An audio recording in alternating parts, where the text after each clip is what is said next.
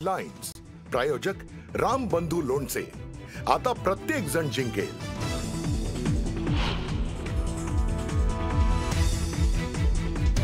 शिरूरच्या पिंपरखेडमध्ये बिबट्याच्या हल्ल्यात लहान मुलाचा मृत्यू। मुलाच्या मृत्यूनंतर संतप्त ग्रामस्थांनी वन विभागाचं कार्यालय आणि कार पेटवली।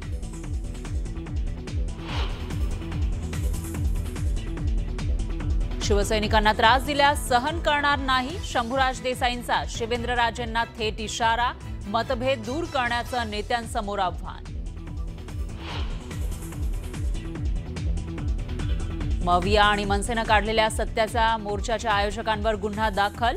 भाजपच्या मूक आंदोलनानंतर गुन्हा का दाखल केला नाही, विरोधकांचा सवाल। 15 डिसेंबरला झडपीसाठी मतदान, तर 15 जानेवारीला पालिका निवडणुका। निवडणुकांच्या संभाव्य तारखा वळसे पाटलांनी केल्या जाहीर। ऑलिम्पिक अध्यक्षपदासाठी 50-50चा पॅटर्न। 2 वर्ष अजित पवार तर 2 वर्ष मुरलीधर मोहोळ होणार अध्यक्ष। कोंढव्यातील गणेश काळे खून प्रकरणातील 3 आरोपींना 7 नोव्हेंबरपर्यंत पोलीस कोठडी। हत्येचा बदला घेण्यासाठी खून केल्याचं समोर। राज्यात अवकाळी पावसानं शेतकरी बेहाल। नुकसानग्रस्त भागामध्ये पंचनामे करत मदत देण्याची मागणी।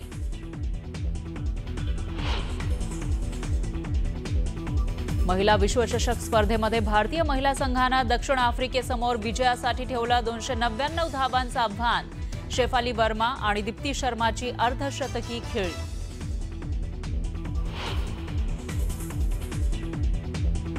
वॉशिंग्टन सुंदरच्या नाबाद 49 धावांच्या जोरावर ऑस्ट्रेलियावर दणदणीत विजय। अर्शदीपची निर्णायक गोलंदाजी।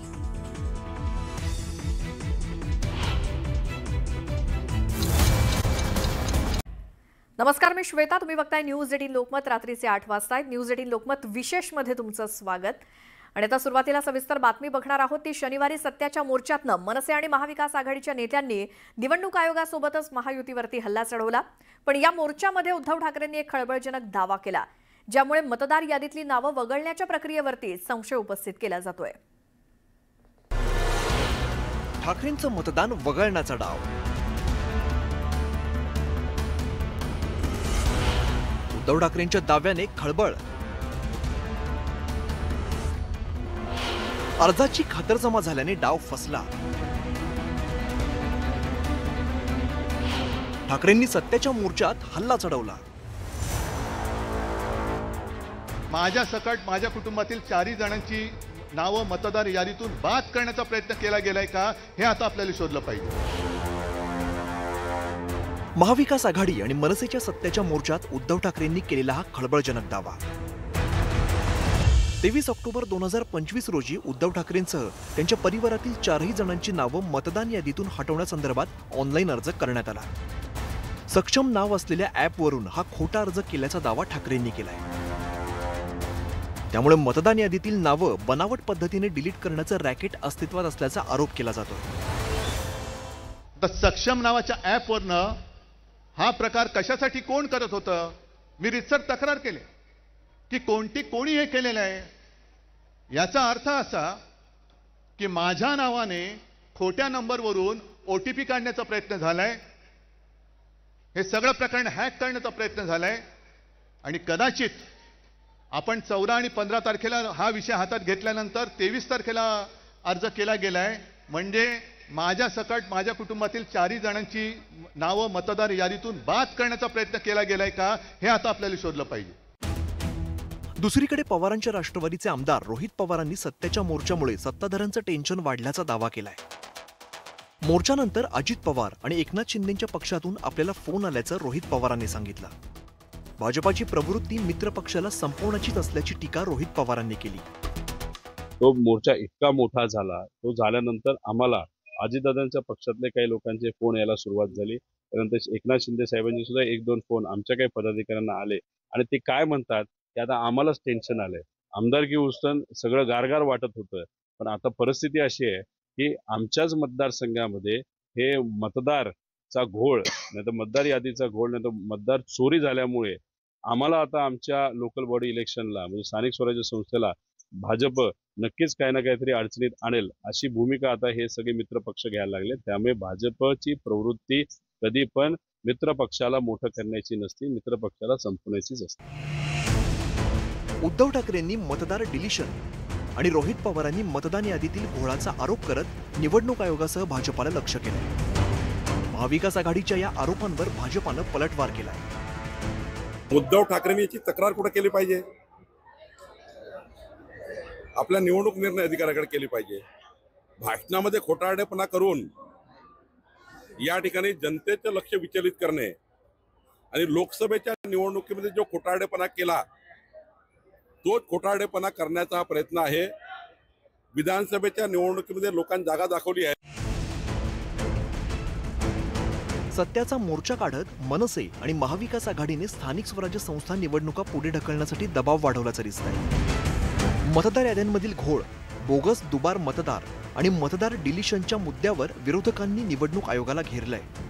त्यामुळे आता स्थानिक स्वराज्य निवडणुका पुढे ढकलल्या जातात का की मतदार याद्यांमधील संशयाकडे दुर्लक्ष करत निवडणूक आयोग तारखा जाहीर करतं हे पाहणं महत्त्वाचं असेल. शरद जाधव, न्यूज 18 लोकमत, मुंबई. आता पुढची बातमी आहे. सत्याच्या मोर्चावरनं सुरू झालेलं राजकारण संपण्याचं काही नाव घेताना दिसत नाही. महाविकास आघाडी आणि मनसेनं काढलेल्या सत्याच्या मोर्चाच्या आयोजकांवरती गुन्हा दाखल झालाय, तर मग भाजपच्या मूक आंदोलनावरती गुन्हा का दाखल केला नाही असा सवाल विरोधकांनी उपस्थित केलाय.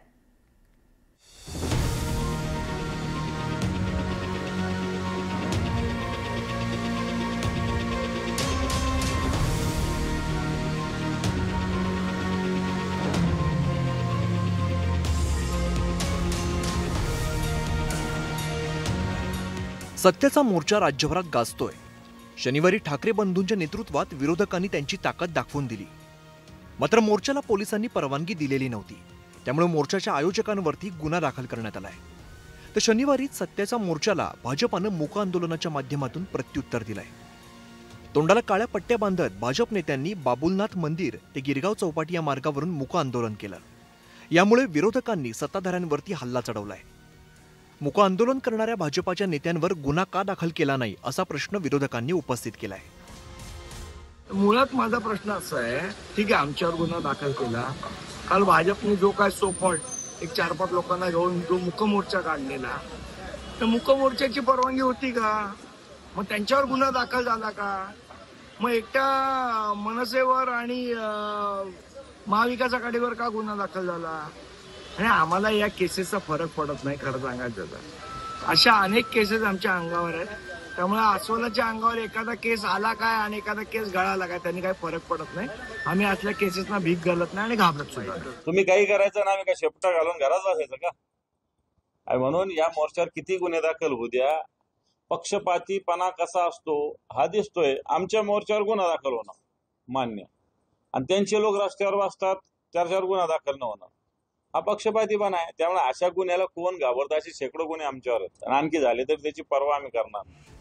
विरोधकांनी मूक आंदोलनावरती टीका केल्यामुळे सत्ताधाऱ्यांनीही जशास तसं उत्तर दिलंय. भाजपाच्या आंदोलनामुळे मुंबईकर वेठीस धरले गेले नाहीत असा मुद्दा भाजपाकडून उपस्थित करण्यात आलाय. आमच्या आंदोलनामुळे कुठेही सर्वसामान्य माणसाला त्रास झाला नाही. आमचं आंदोलन एका कोपऱ्यामध्ये बसून होतं. आम्ही मुंबईकरांना त्रास दिला नाही, आम्ही सर्वसामान्य माणसाला त्रास दिला नाही. ज्यांनी त्रास दिला त्यांच्यावर गुन्हे दाखल होत असतात. ज्यांनी सर्वसामान्य मुंबईकरांना वेठीस धरलंय त्यांच्यावर गुन्हे दाखल होत असतात. मूक आंदोलन आणि सत्याच्या मोर्चावरून राज्यात नवा संघर्ष सुरू झालाय. सत्याच्या मोर्चामध्ये ठाकरे बंधूंनी दुबार मतदार आणि मतचोरी करणाऱ्यांना फोडून काढण्याची भाषा केली होती. चुकीच्या पद्धतीने मतदार वाढवले जात आहेत असा आरोप विरोधकांनी केला होता. एकंदरीतच मतचोरीनंतर आता सत्ताधारी आणि विरोधकांमध्ये गुन्हा दाखल करण्याच्या मुद्द्यावरून सुरू झालेली खणाखणी पुढील काही दिवस सुरू राहण्याची चिन्ह दिसत आहेत.